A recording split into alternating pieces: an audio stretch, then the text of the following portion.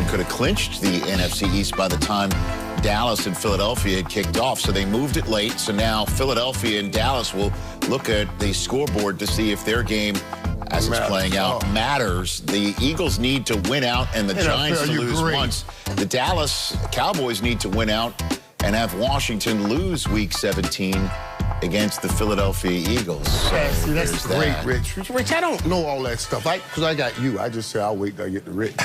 Well, Rich you know, figure that stuff out. And he memorizes all that. He's the best in the world at it, man. That's good stuff right there. I appreciate that, guys. Really I appreciate that. That's, you know, what I do when I'm hiding from my 3 children. Jalen Hurts has kept everything moving in an upward direction. Philly's just been going downhill for much of the year. How do they keep this thing going with Hurts today?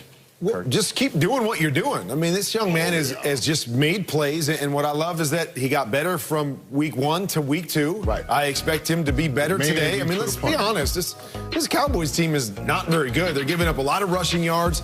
Where their salvaging thing is by creating turnovers. Protect the football, keep making plays. I don't see why they can't win another game and put themselves in this if Washington loses. You said protect the football. He hasn't thrown an interception yet. Knock on wood.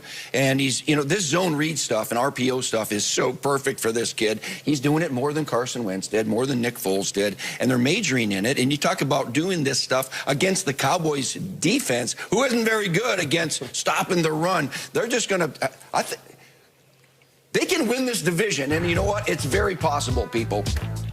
Boy, I knew people would start saying it, and the answer is yes, they waited too long. All that noise we heard talking about this kid wasn't ready. Please.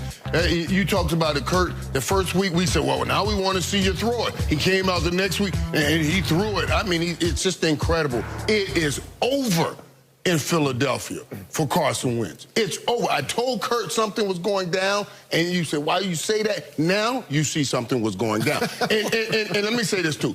If it had been a receiver right before the game started that put it out that I want to now be traded, we would have ripped him a new one. We would have tore him up. We would have gotten all over him.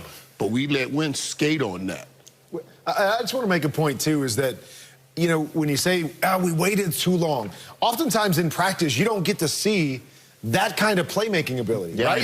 You're running a scheme, and you're running this play, and you got to throw from inside the pocket. But that's the exact same team. You can see something. That's the exact same team that Wentz had. The exact same team. I mean, didn't nobody else come back to really help? That's the exact same team, and it looks like that. No, but that's what I'm saying is it's hard to tell that in practice, that he's that kind of playmaker. But I think the point, now you open things up and go, just play football, and you start to see all these things that were probably hard to see in practice. I think the point was that the quarterback that was in front of the eye test was failing it miserably, so why not go to the kid to see what was happening, and that might have been what's happening too late. And to your point, Michael, there is help on the way. Deshaun Jackson expected to be playing in this game today for the Philadelphia Eagles against the Dallas Cowboys. Meanwhile, Washington needs to keep winning, and they might be starting the quarterback stripped of the captaincy for today. Mike Garafolo.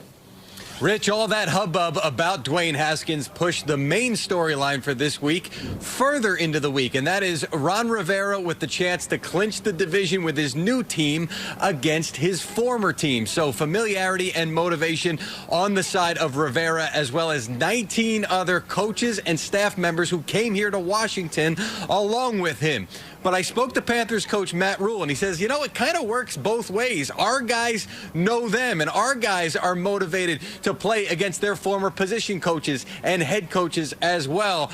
And Rule said he's not really pushing the revenge factor for his guys, but he is telling them, you're telling us you know exactly what they're going to do. Well, it's on you to go out there and stop them from doing it. So we'll see if Carolina can play spoiler. Rich, I know the other teams in the NFC East are saying, yeah, please do that today. I got you. That's Mike Garafolo joining us from Landover, Maryland, where, again, we are expected to see Antonio Gibson play.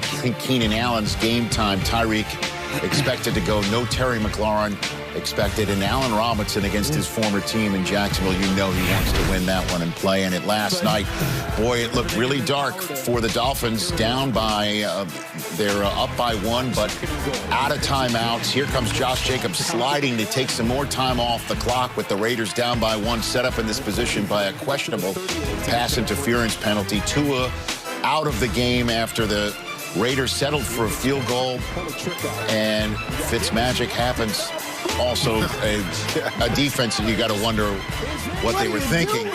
But this 34-yarder to Mac Hollins completed with a hand in the face mask of Ryan Fitzpatrick to set up the game winner, and that's how the Dolphins maintain their own destiny control going into week 17. Had they lost this one, the Ravens would currently be in the 7th seed with control of their own destiny. Instead, that still belongs to the Dolphins, who take on the Bills in week 17. The Bills have a Monday night week 16 finale against the Patriots. The Browns and the Colts would have had winning-in scenarios all set up just for today.